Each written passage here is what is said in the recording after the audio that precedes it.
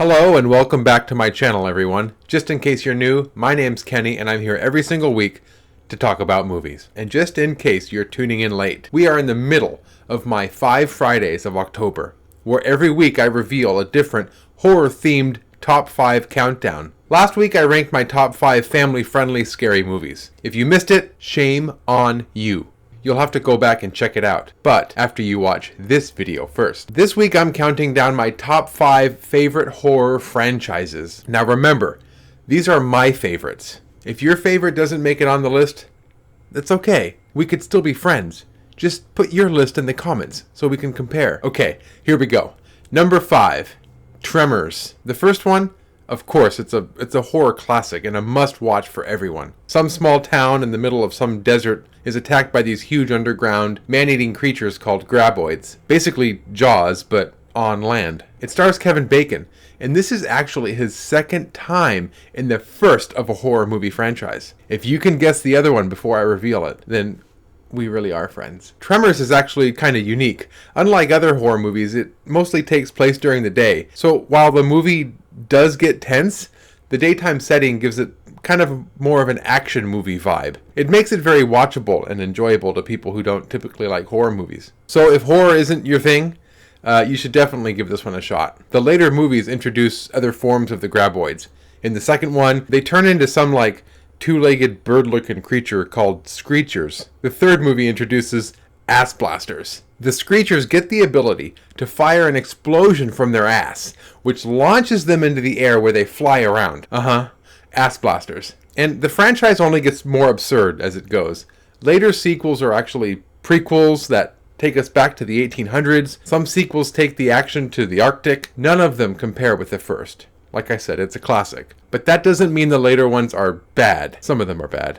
Okay, they're mostly bad. Look, it's not a perfect franchise. If it was, it would be much higher on my list. Just watch the original, along with number 2, maybe number 3. And if you like them to that point, keep going. You'll have some fun. Otherwise, just call it quits because they don't get better. Number 4, Evil Dead. I love this franchise. As you can see, this is actually a poster that one of my old bosses got me when I worked at Blockbuster. Ash is one of my all-time favorite movie characters. He's got epic one-liners, a boomstick, a chainsaw for a hand. I mean, what more can you ask for? The only reason this isn't higher on my top 5 is because I think it's too small of a franchise. There are technically 4 movies, but the most recent one is a reboot without Bruce Campbell, so I don't really consider that part of the franchise. The second one is also kind of a remake of the original. By the way, the original Evil Dead is also a remake of one of Sam Raimi's original short films, Within the Woods. Definitely check that one out if you haven't yet. So I pretty much only consider there being 2 movies in the Evil Dead franchise, Dead by Dawn and Army of Darkness. Dead by Dawn starts with Ash and his girlfriend going out for a romantic getaway to a cabin in the woods. Sound familiar? Ash accidentally awakens some evil spirits. His hand gets possessed, so he has to cut it off and replace it with a chainsaw. I know, it's badass. By the end, he opens up a portal which sucks him and all the evil spirits into it, sending them back into the Dark Ages. And Army of Darkness finishes the story. It explains how he defeats the evil and eventually gets sent back home. Evil Dead 2 and 3 are such huge cult classics, and I assume almost everyone here has already watched them. But on the off chance you haven't, put it on your watch list. Number 3, Child's Play. I love most of this franchise. It starts in a very dark place with the original. Charles Lee Ray, a serial killer, possesses a doll, Chucky, which then goes on a killing spree as it tries to possess the little boy, Andy Barkley. It's got some brutal, gruesome death scenes, as well as some amazing puppeteering. The pacing's a bit slow, but that totally works for me. It helps build the suspense, making the death scenes just that much more impactful. By the end, they burn Chucky, they shoot him into pieces, and Child's Play 2 actually starts off in the factory where they clean him up and they kind of piece him back together. And I love this in horror franchises, where they show you exactly how the bad guy either survived or how he's kind of brought back from the one before.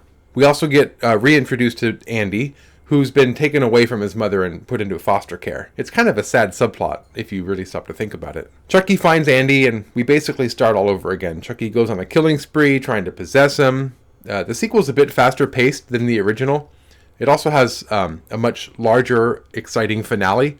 And because of this, a lot of people actually like it better than the original. I'm not willing to go on the record to say which one I like better, but they're close. They're both really good.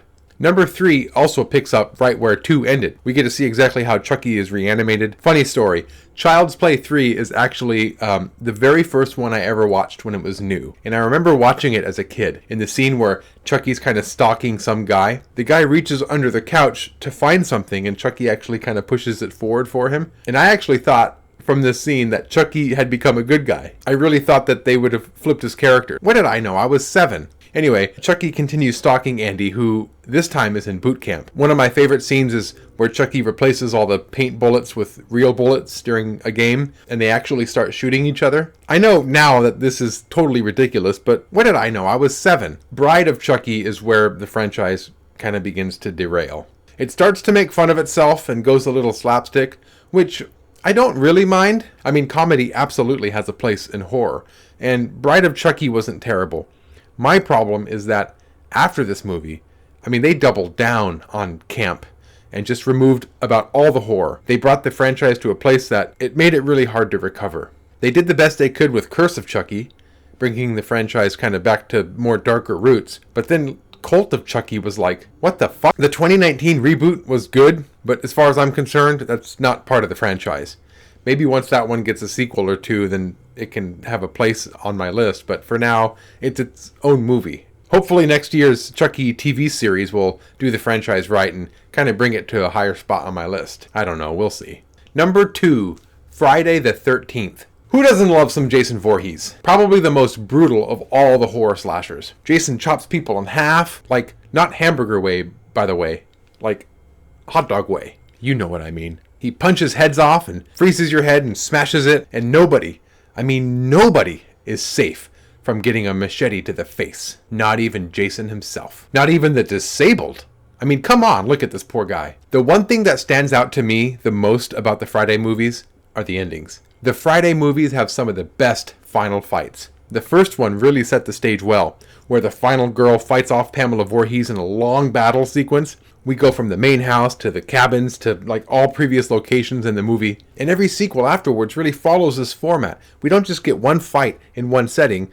We get Jason following the final survivors all over the place. One of my favorite endings is from part 3. I kind of already talked about that in my Jason Goes to Hell video, so check that one out. Another one of my favorite endings is from part 7, where Jason chases that girl with the telekinetic powers. She just beats the crap out of him, but he keeps coming back for more. She electrocutes him, she smashes him under a rooftop, she hangs him, she sets him on fire, just to name a few things. I mean, come on, I love these endings. Anyway, check out my other video on Jason Goes to Hell for some more of my thoughts about the Friday franchise. Now, before I give you my top 1, here are some honorable mentions. A Nightmare on Elm Street. I cannot deny that Freddy Krueger is among the most iconic heavy hitters of the horror slasher genre. I just don't like enough of these movies to put it in my top 5. My favorite one is part 3, by far. I love following each of the characters and seeing their dream abilities. The wizard, that punk chick. It's so great. And the death scenes are so good. Welcome to prime time, bitch! That's probably one of the best Freddy Krueger lines ever. I love when Freddy turns into a puppet and makes that guy jump off the building. I also really like the beginning montage. Watching her build that papier-mâché Freddy house, it's pretty cool. It's eerie, but at the same time, it's kind of cathartic. I really do love this movie. The only problem is, after number 3, the next best movie is a huge drop. I don't really like the original. I think it took itself a little too seriously for its content. And the second one was just weird. It wasn't until the third one that they managed to fine-tune Freddy's character with just enough seriousness and just enough silliness to work. And everything after number 3 just kind of took the comedy and campiness way too far. When it comes to Wes Craven, I think I'd much rather watch Hills Have Eyes, or Shocker, or Vampire in Brooklyn. Altogether, A Nightmare on Elm Street remains a truly influential horror movie. And for that, it deserves some significant credit.